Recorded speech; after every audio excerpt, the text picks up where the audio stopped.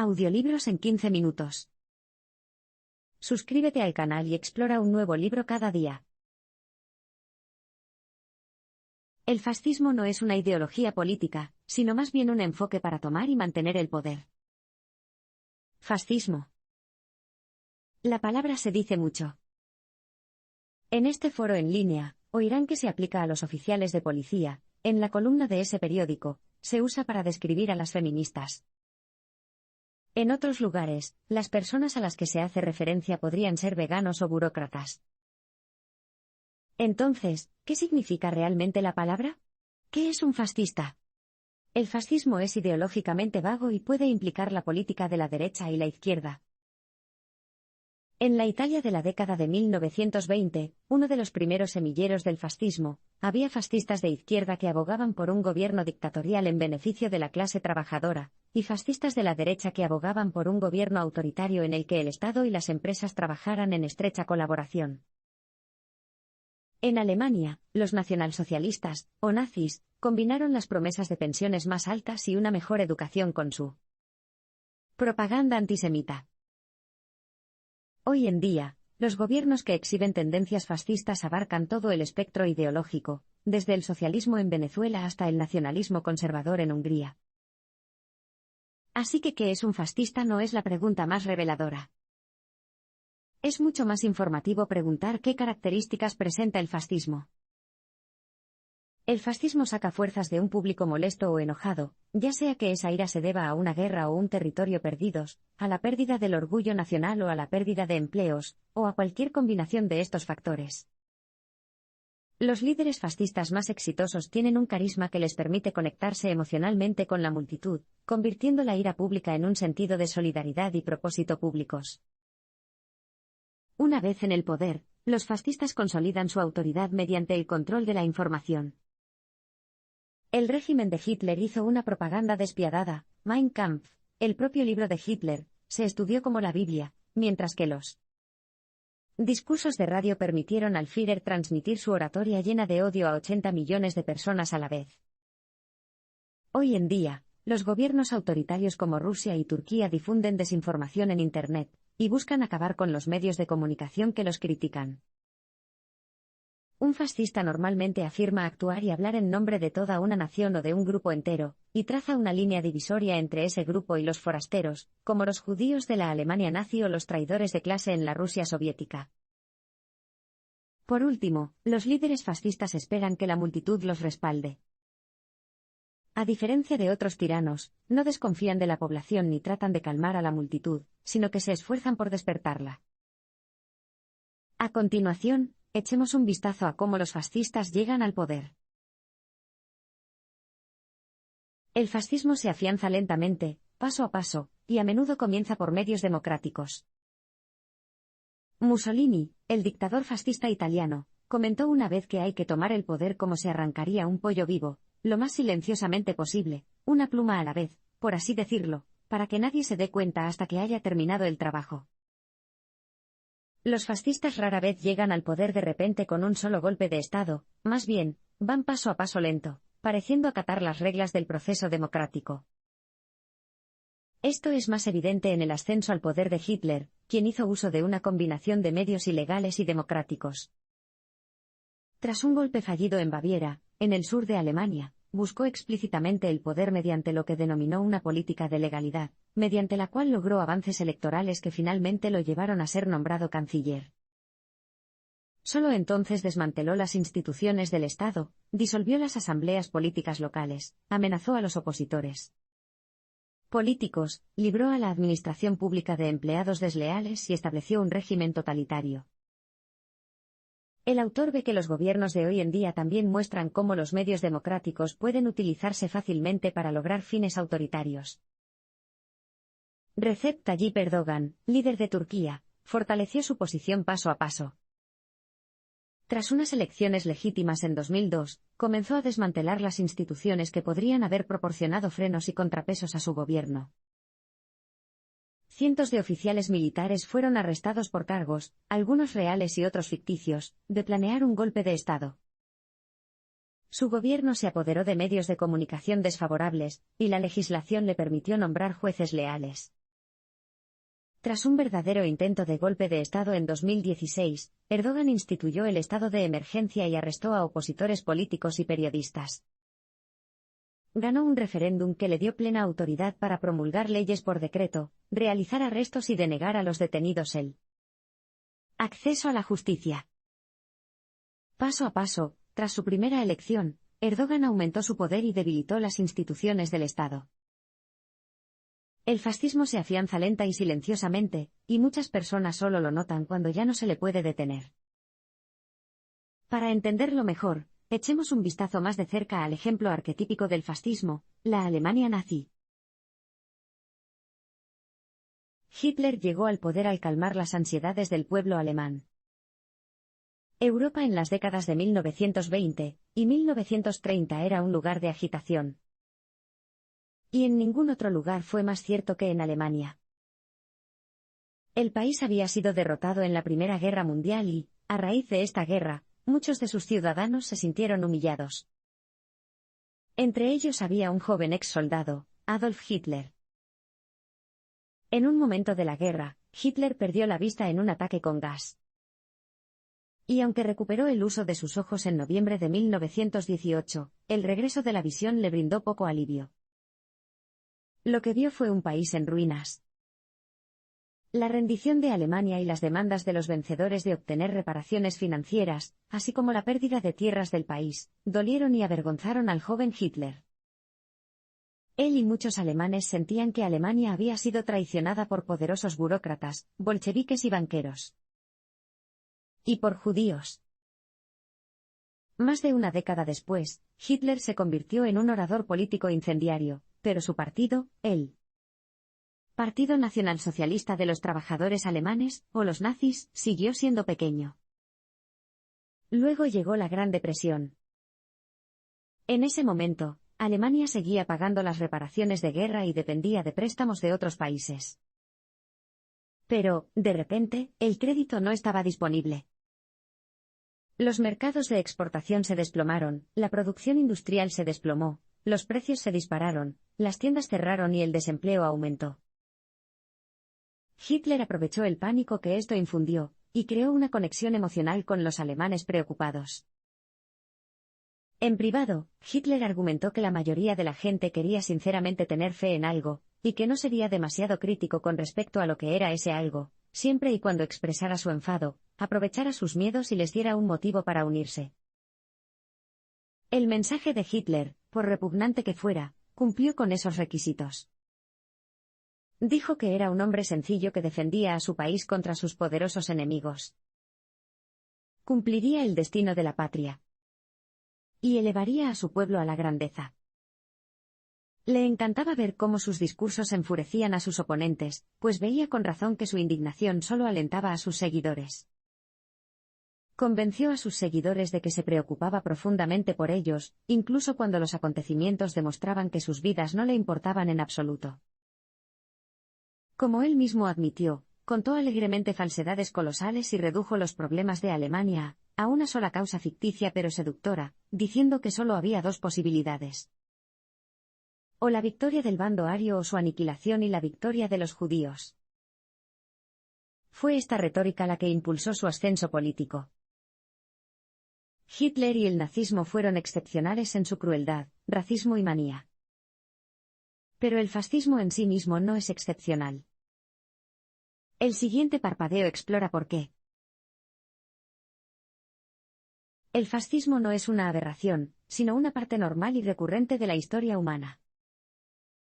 Cuando pensamos en el fascismo, tendemos a imaginarnos a dictadores como Hitler, Mussolini y Stalin.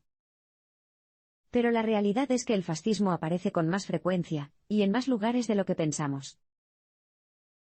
En el período posterior a la Primera Guerra Mundial, los movimientos fascistas eran una característica común de la política. Esto se puede ver en Gran Bretaña, un país que recuerda con orgullo su defensa de la libertad en el siglo XX. Pero también tenía su propio movimiento fascista. Sir Oswald Mosley, un excéntrico británico con bigote de Hitler, y un deseo sexual al nivel de Mussolini, fundó la Unión Británica de Fascistas con un programa sacado directamente del Manual Fascista, en el que prometía inversiones en obras públicas, proteccionismo económico y acciones contra los extranjeros, fueran hebreos o no. Al igual que otros líderes fascistas, Mosley reclutó una fuerza de seguridad personal, cuyos uniformes oscuros les valieron el apodo de camisas negras, y atrajeron a grandes multitudes a sus mítines callejeros. Solo la conmoción de ver a los camisas pardas de Hitler invadir los países vecinos fue lo que acabó con la aceptabilidad del partido de Mosley. Muchos países fueron testigos de movimientos similares.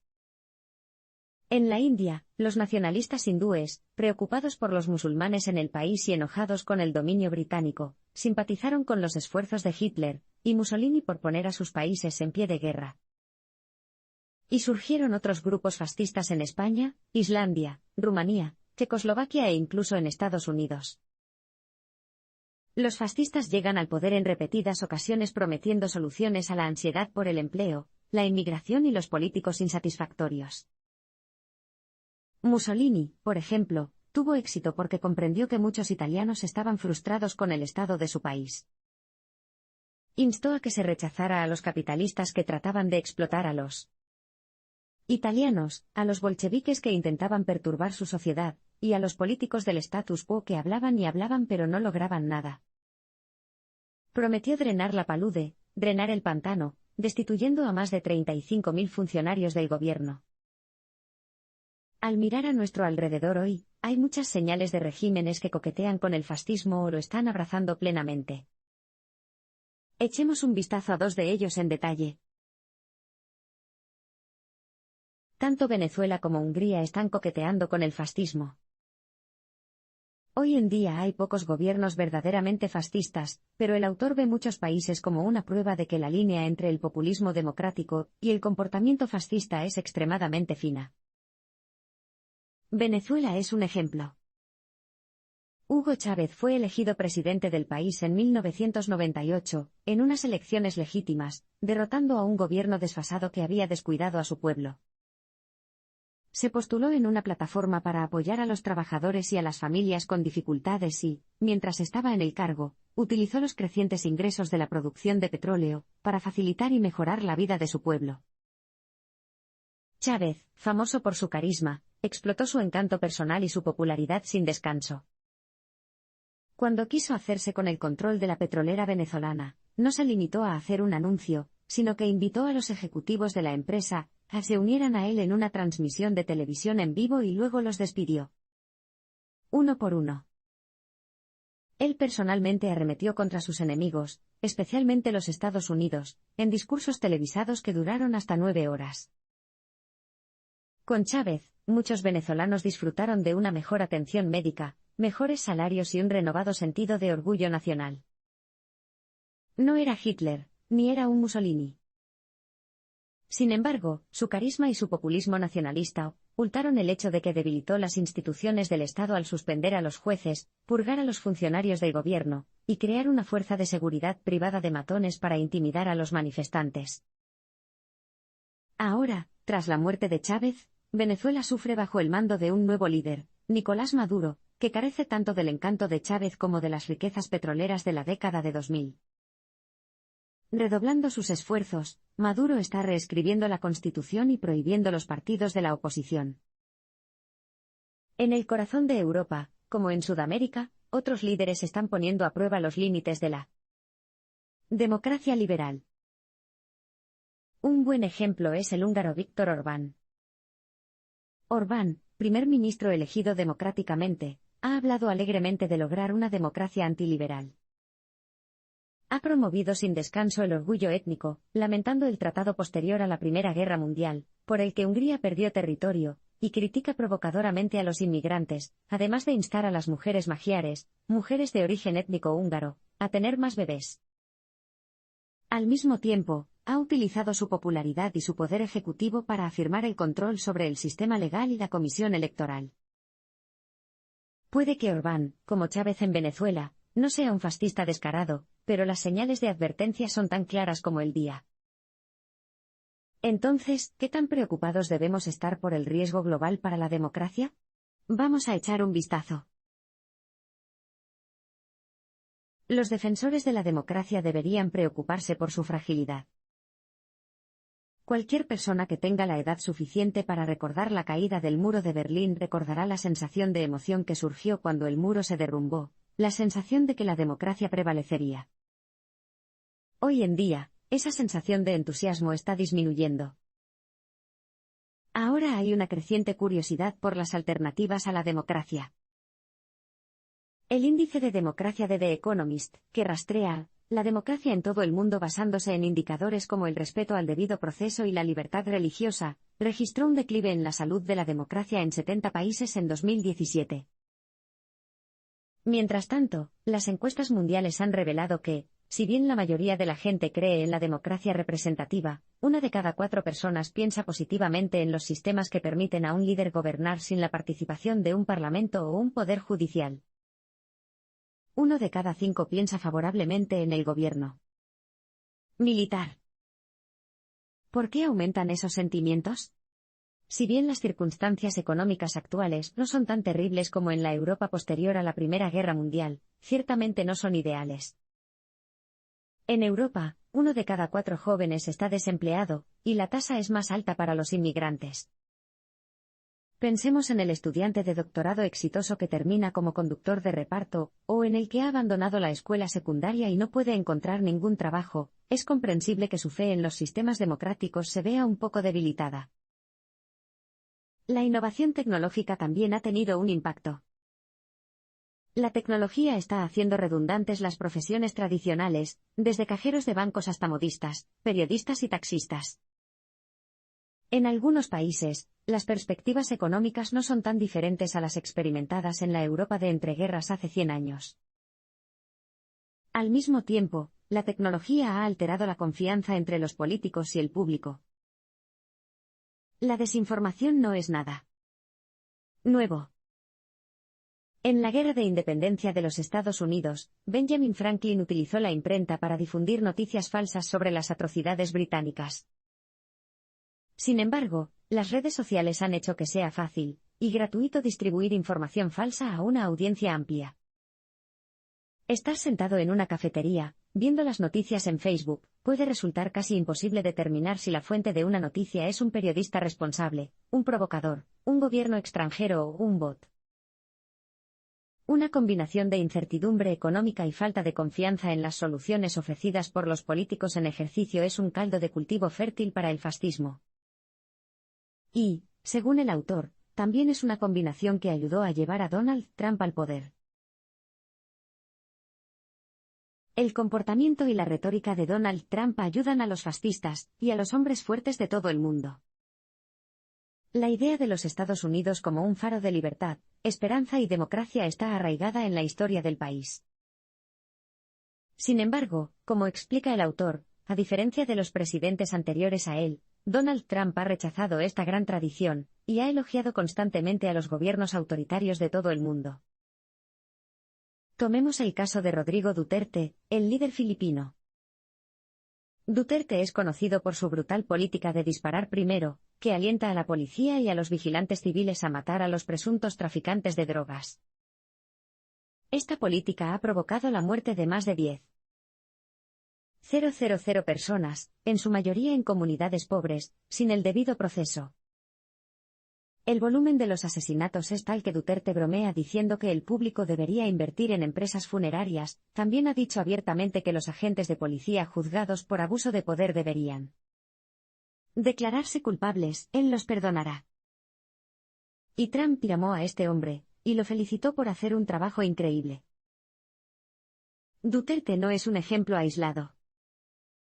Trump ha hecho todo lo posible para elogiar a los líderes autoritarios de todo el mundo, desde Egipto hasta Bahrein y Rusia. Para Trump, incluso Saddam Hussein merecía una admiración a regañadientes. Después de todo, mató a terroristas sin el debido proceso.